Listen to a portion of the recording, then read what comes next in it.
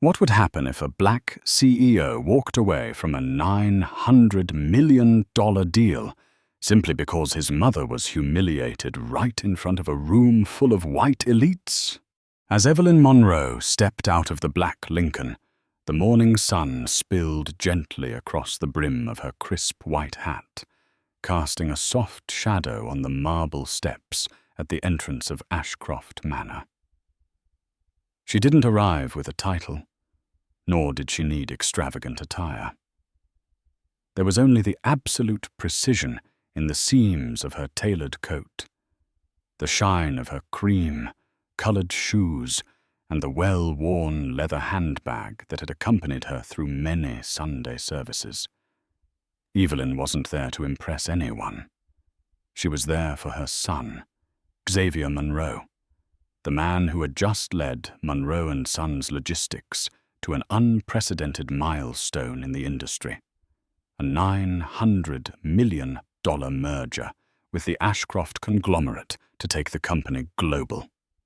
He had told her that today's lunch was nothing major, just a few handshakes, a glass of champagne, and a pen to sign the deal.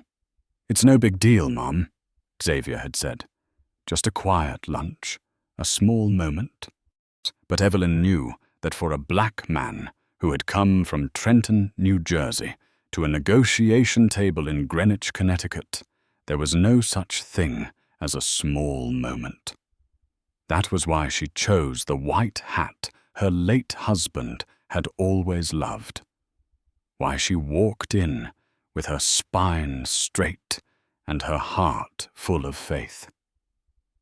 She hadn't even reached the top of the steps when a woman in a navy blue uniform stepped directly into her path, her gaze as cold as the stone beneath their feet.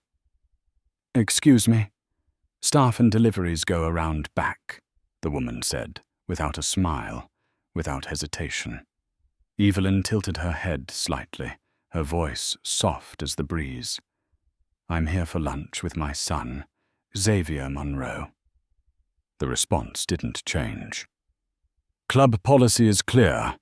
Staff use the rear entrance." Evelyn remained composed, though suspicion began to settle behind her eyes. "My name is on the guest list. I'm an invited guest." And before her explanation could even be verified, a voice rang out from the terrace. The voice of Genevieve Ashcroft, the hostess of the estate, a descendant of the very family that founded the club generations ago. "I suppose anyone can walk in now, even the cleaning staff." The words were light, almost casual, but they landed in the air like the shatter of glass at a high society luncheon. A few snickered, some exchanged side glances. Across the lawn, Xavier Monroe, mid-toast, caught his mother's eyes and the blank expression on Genevieve's face. Something in his chest pulled tight. Evelyn stood motionless, her hands gripping her purse strap, as if to hold together the dignity being torn apart in front of people who had never worked a hard day in their lives. She didn't cry. She didn't speak. But her son was already walking toward her, each step heavier than the rumble beneath his Italian leather shoes. As he placed a hand on her shoulder and asked quietly, "Are you all right, Mom?" She nodded. "Don't make a scene, son." But Xavier shook his head gently. "No, Mom. This is big enough."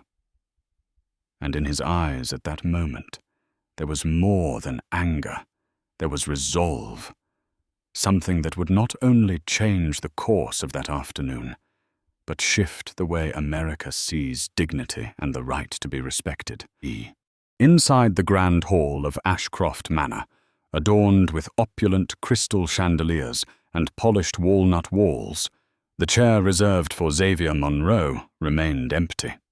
On the table, a Mont Blanc pen was carefully placed beside a contract nearly 200 pages thick. Everything had been arranged for the perfect signing ceremony, except for one thing: Xavier. When he returned, there was no door slam, no hurried apology, only a suffocating silence, as if the storm had reached the doorstep, but had yet to knock. All eyes turned to him, lawyers, shareholders, and especially Genevieve Ashcroft, who continued sipping her white wine as though nothing had happened. Xavier walked to the head of the table, placed both hands on the back of the chair, and did not sit. His gaze swept across the room, meeting each face in what had long been a monument to the permanence of white wealth. "I only have one thing to say," he began, not loudly, but with a clarity that stilled the entire room. "We all know this is not just a deal. This is a turning point, a milestone for the future of America's digital infrastructure." He paused, every word carefully chosen, each syllable delivered like a strategic declaration. "But I will not sign." 2 seconds later, the silence cracked into a flurry of whispers and uncertainty. Someone murmured, "What's going on?" Another chuckled nervously, hoping this was just tension, breaking humor. But Genevieve turned, offering a subtle nod as if to say, "You won't dare." Yet Xavier remained standing, unwavering.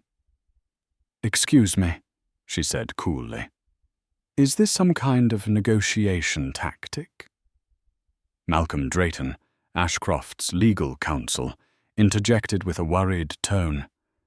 "Xavier, if there's a concern, we can sit down and—" But Xavier took a seat, not at the head of the table to sign, but at the far end, as if to make one thing clear.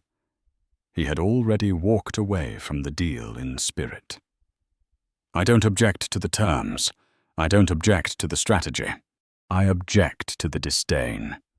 My mother, who was humiliated this morning, is the only reason I'm even here." Genevieve gave a slight laugh, her voice cold as winter air. "I didn't recognize her. A small misunderstanding." "No," Xavier interrupted, his voice dropping to a near whisper. "You knew exactly what you were doing, and you knew exactly who you were doing it to." No one moved. Every word pierced through designer suits and boardroom egos, striking the raw place where pride could no longer shield shame. "We've spent 14 months preparing for this deal, but there are things that cannot be priced. Respect is one of them." Xavier stood one last time. "Some deals keep you up at night if you don't sign them. This isn't one of them." And with that, he walked out of the room. No documents, no handshakes, no goodbyes. Only silence and a storm waiting to erupt beyond the doors of the media. The first news didn't come from a major outlet, and it didn't appear immediately on television. It began with a simple tweet, posted by a guest sitting near the balcony of Ashcroft Manor that day. "Black CEO walks out of $900 million, signing after his mother was publicly insulted by the Ashcroft family." 17 words, no video, no image, just a recount. But that was enough. Those 17 words were a spark, and America, already dry with the kindling of quiet injustices, caught fire. 3 hours later, the front page of Tech Pulse ran a bold headline. "Xavier Monroe walks away from Ashcroft deal because of his mother." 5 hours after that, Forbes published a 3-page article analyzing the full context of the cancelled merger. By evening, primetime news shows had built graphics, brought in pundits, and replayed every second of Xavier's brief press conference as if it were a White House address. Within 24 hours, the name Xavier Monroe was no longer just associated with a national logistics empire. It became a symbol. His name appeared on late-night talk shows. It trended across social media. It became the subject of every platform, from TikTok to LinkedIn. People weren't captivated by a collapsed deal. There are hundreds of failed mergers in America every year. They were moved by why this one fell apart. Because a son stood up for his mother. Because in a room full of money, power, and influence, he chose to walk away instead of bowing down. And because that doesn't happen often, at least not in the upper echelon of business, where decisions are usually measured by stock value and ROI. The next morning, when Xavier walked into his company's New York headquarters, he was not flanked by security guards. He wore an old charcoal suit, held a black coffee in hand, and nodded at the receptionist like any other day. But camera crews were already waiting. A reporter shouted from across the street, "Did Genevieve Ashcroft insult your mother?" Another called out, "Do you regret walking away from $1 billion deal?" Xavier didn't respond. He didn't need to. His silence, this time, was louder than any headline.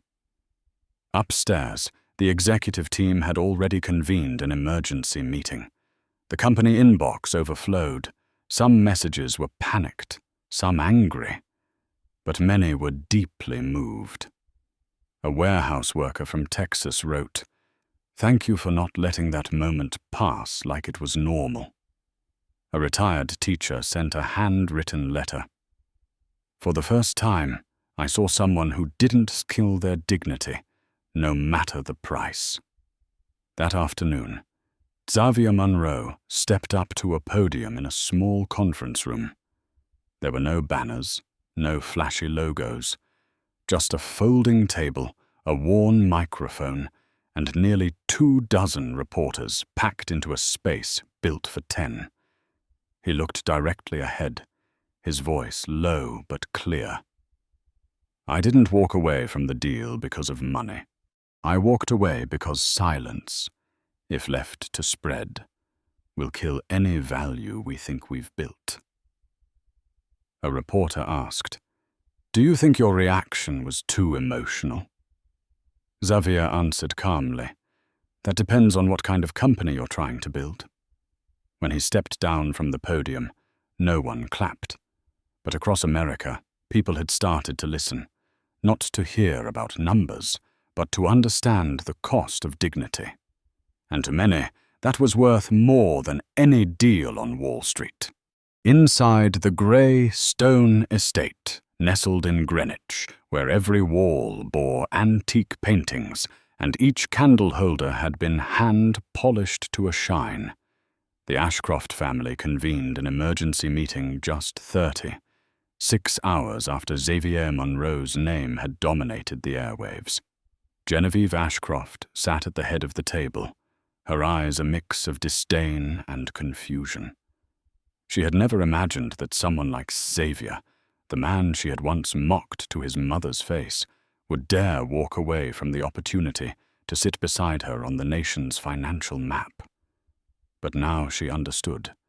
Arrogance, when paired with vision and loyalty, could topple the most calculated strategies with nothing more than a shake of the head. Charles Ashcroft, the eldest son and usually absent from negotiations, was the first to stand. "Mother," he said, voice tense. "The deal with Monroe wasn't just a financial agreement. It was the market's faith in our reputation." Genevieve shrugged, as if reminded of something trivial. Reputation. She chuckled softly. A man storms off over a misunderstanding with his mother and throws away $1 billion contract. He'll regret it.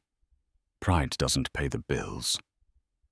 Eleanor Wynne, Ashcroft Group's Director of Communications and Crisis Management, snapped her laptop shut, her gaze unmistakably filled with disappointment. We're not dealing with an impulsive tantrum. This is a wave. She held up a report showing the skyrocketing engagement with hashtags like "Stand with Xavier" and "Respect is Power." It's not just the media. Small businesses, minority communities, everyday workers, they're seeing Xavier as a symbol of dignity in an era ruled by pragmatism. Nicholas Ashcroft, the youngest in the family, sharp-minded but timid, added softly, "They don't just see his mother. They see themselves in Mrs. Evelyn, and they can't unsee her face when she was humiliated." Genevieve was silent for a moment, then spoke coldly. "I won't apologize for having standards. I won't apologize for not recognizing an old woman who looked like a housemaid in this place." Her words dropped like a block of ice into an already tense room. Charles growled through clenched teeth. "And those standards just cost us a deal, and possibly more." Eleanor spoke calmly. "We need to release a statement, something with an apologetic tone. The sooner the better." But Genevieve simply sipped her wine and shook her head. "I won't be coerced into apologizing by public pressure." That evening, Ashcroft Group issued a sterile press release. "We regret the recent misunderstanding that led to the dissolution of our potential partnership with Monroe and Sons. We remain committed to diversity and respect within the corporate environment." No mention of Genevieve's name, no apology, just the language of legal defense and corporate shielding. And that coldness only fueled Xavier's story further. While one side remained slow-sourced to protect its image, the other side ignited a nationwide question: if a mother could be treated that way in a prestigious club, how many others had been quietly excluded from rooms they were never even allowed to enter? It was not the media or the market, but the people closest to Xavier Monroe who became the first real challenge he had to face after walking away from the signing table. Inside the executive meeting room, on the 21st floor of Monroe and Sons headquarters in New York, the tension was thick as wire. Camille Ngo, the chief marketing officer, was the first to speak, her voice calm but laced with implication. "Xavier, you've just become a symbol on social media, but symbols come with responsibility. Do you have a plan yet?" Donovan Hayes, the company's COO, couldn't hide his impatience. "A plan?" He leaned forward. "The plan is to survive this quarter. Do you know how many investors have called me just this morning? We just lost nearly $900 million in development funding. We're not an empire, Xavier. We're only in Series C." Marcus Bell, the CFO, tapped a thick stack of reports on the table. "Hathaway is preparing a breach of contract lawsuit. They won't let us walk away without leaving a scar." Xavier sat still, silently listening, his eyes fixed on the window where the city below was beginning to fade into the hues of dusk. Then he turned back, his voice calm in a way that felt almost unsettling. "I know everyone's worried, but I didn't build this company to trade dignity for comfort." Donovan raised an eyebrow. "And if we collapse because of it?" Xavier did not hesitate. "Then we rebuild. But at least we won't rot from within." The room paused for a moment. No one immediately agreed, but no one disagreed either. Camille nodded first, then Marcus, slowly. Finally, Donovan let out a breath and leaned back in his chair. "Fine. But if you want to weather this storm, you'd better make it clear to the public exactly where we stand and what we stand for." That night, the Monroe and Sons building sat in silence. The office lights were off, with only a few janitors moving quietly through the halls. Xavier Monroe remained alone at his familiar workspace, the glow of a desk lamp casting soft shadows on a tired but focused face. He was reviewing the quarterly financial report, his mind half anchored to the numbers and half drifting back to the look in his mother's eyes on the Ashcroft steps. His phone buzzed, a call from an unknown number. He almost ignored it, but a strange instinct made him answer. On the other end came a deep, gravelly male voice, the kind worn down by a lifetime of cigarettes. "Mr. Monroe," the voice said, "I'm not calling to cause trouble. I'm calling because you need to know. They're preparing to destroy you." Xavier froze. "Who?" he asked, his voice low. "I used to work in Ashcroft Group's legal department for 15 years. They've done this before, erase the names of those who embarrass them.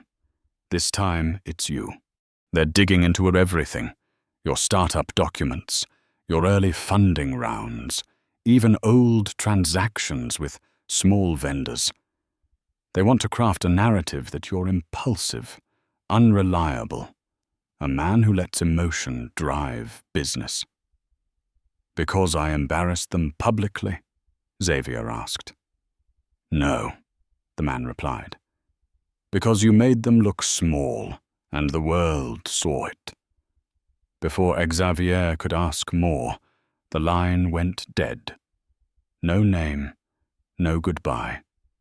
He sat motionless for a few more minutes, eyes staring into the dark beyond the window, where the city lights still glowed as if nothing had changed. But inside him, a new storm had begun to take shape. Not from the outside, but from the truth he now faced. He was no longer just the man who walked away from a deal. He was stepping into a war where the enemy had not just wealth, but legacy, influence, and a ruthless, calculated coldness. And they would not stop at him. They would go after the one who taught him to stand tall: his mother.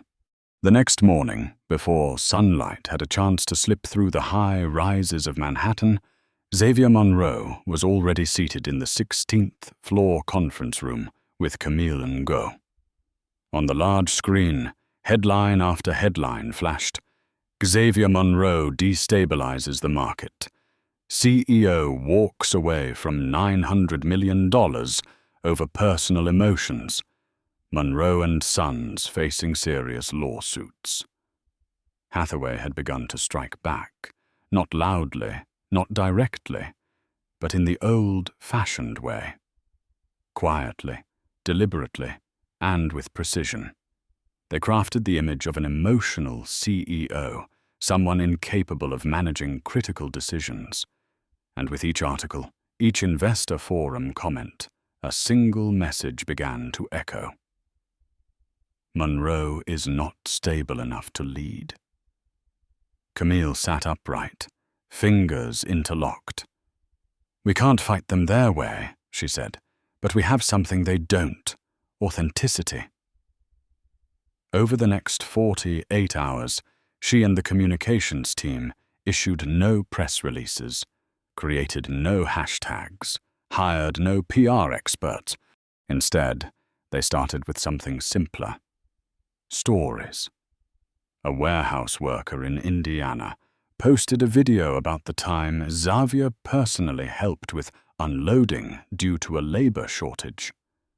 A former intern shared a photo of a dinner Xavier invited her to after she had lost a loved one. A small-time investor recounted how Xavier once called to thank him personally, even though he had only invested $2,000. No fancy camera angles, no music, no spotlight.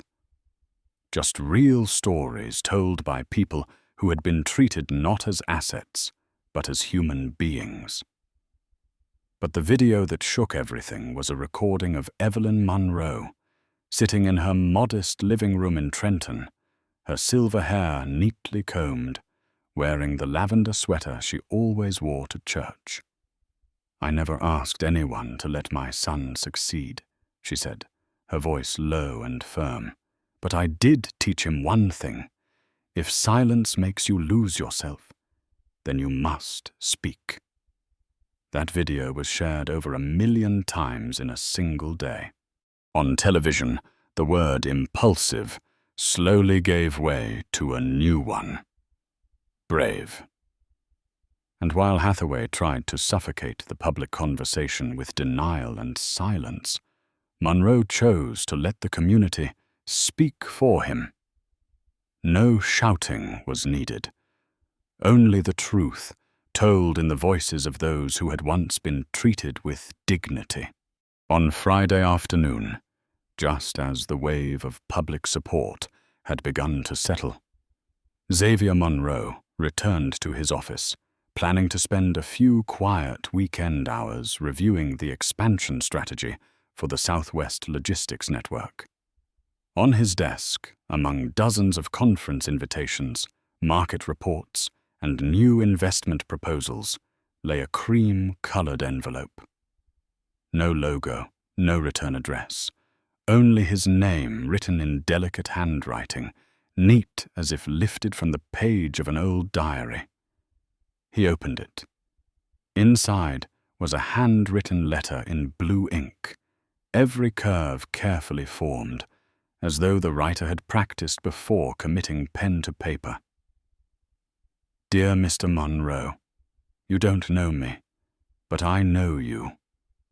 My father was a gardener for the Ashcroft family from 1985 until he passed in 2009. He raised 3 daughters on meager wages, with dignity, and with the belief that even when no one's watching, you must still choose to be kind. I watched the video of your mother and I cried.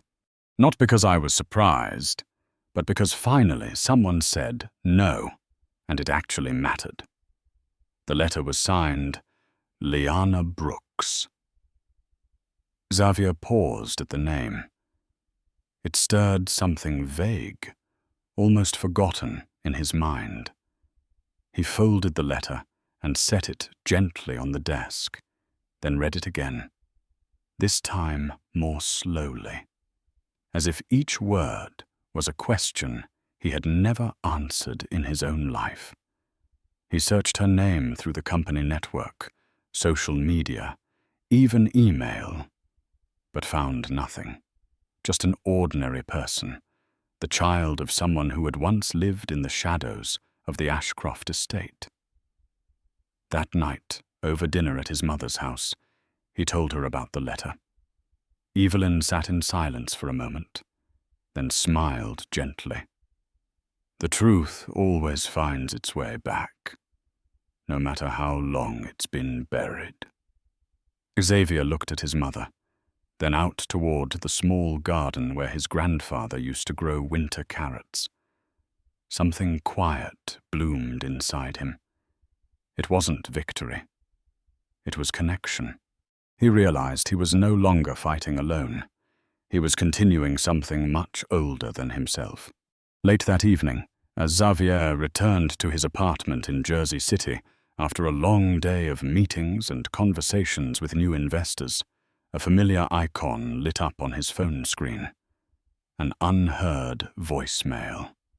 He opened it, expecting perhaps a reminder from the executive team or a missed call from a delivery service.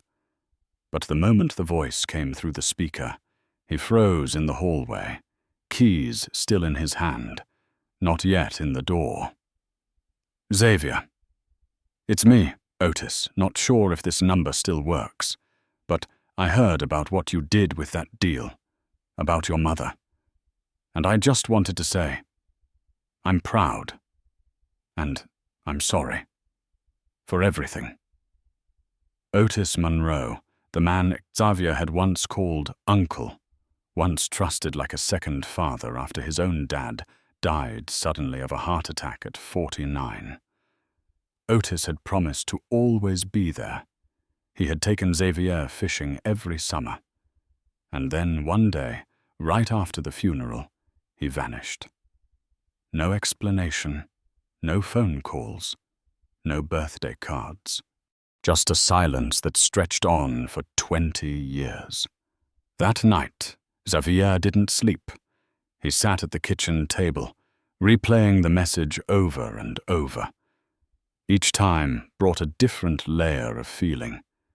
Anger, confusion, and finally, a weary heaviness, as if he'd been carrying something too long without realizing it. The next morning, Evelyn called. She didn't waste words. Otis called me too. A long pause. Then she added, "Maybe he doesn't want anything. Maybe he just wants peace. But sometimes we forgive not because they deserve it, but because we don't want to keep holding on to something that hardens our heart." That evening, Xavier returned the call. It lasted 18 minutes. They didn't talk about assets or old grievances.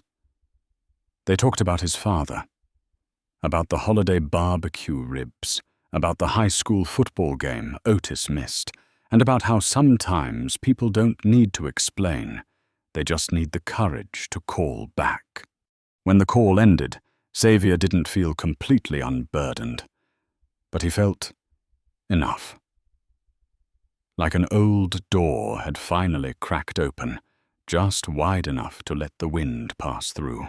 That afternoon, Xavier Monroe stood beneath the white canopy tent, set up in the back lot of the Newark logistics hub, where his company first took root back when it was just a rented warehouse with leaky walls and desks made of plywood.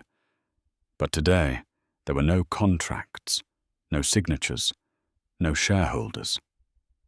Just employees in company T-shirts, their families, children getting their faces painted, elderly folks playing bingo, and a long line of free food served from a barbecue truck. On the backdrop, there was no logo, just 3 words: The Evelyn Initiative. Evelyn Monroe sat in the front row, holding a paper fan and smiling at every person who passed by, as if this were a Sunday church gathering. She never liked speaking in front of crowds, but today was an exception. When Xavier invited her to the stage, she spoke just one sentence. "I didn't build a company, but I raised a man who never forgot the word human in everything he does." The crowd didn't erupt in applause. They simply nodded and smiled, a quiet agreement more genuine than any standing ovation. Xavier stepped up afterward, standing before the microphone, looking out at the long-time employees sitting together on wooden benches. "Someone once asked me, 'You walked away from $900 million. Do you regret it?' he said. I told them I only walked away from a price. I kept what money can't buy: dignity and a foundation I'm proud to hand to the next generation." He pointed to the crowd. "This is my true profit." As the sun dipped behind the stacked containers, people began cleaning up, turning up the music, and finishing off the leftover cake. In a quiet moment, Xavier stood alone by the long table, holding an old photo Liana Brooks had sent, her father, the former gardener for the Ashcroft estate, standing beneath an oak tree, his face dusty with soil, but his gaze proud. Xavier smiled, because he knew legacy is not what we leave behind on stone markers. It is what we choose to hold on to when no one demands it of us. And sometimes a single sentence on a summer afternoon, "This is my mother," is enough to turn an entire era on its head. In the world of business, they often teach you that emotions must come second to profit. But the story of Xavier Monroe proves the opposite. When dignity is placed first, it does more than protect a single person. It reshapes an entire generation of leadership. If you believe that respect should never be negotiable, hit like and subscribe to help us share more stories of courage. And if you are here for values, not numbers, leave a comment that says, "Never for sale."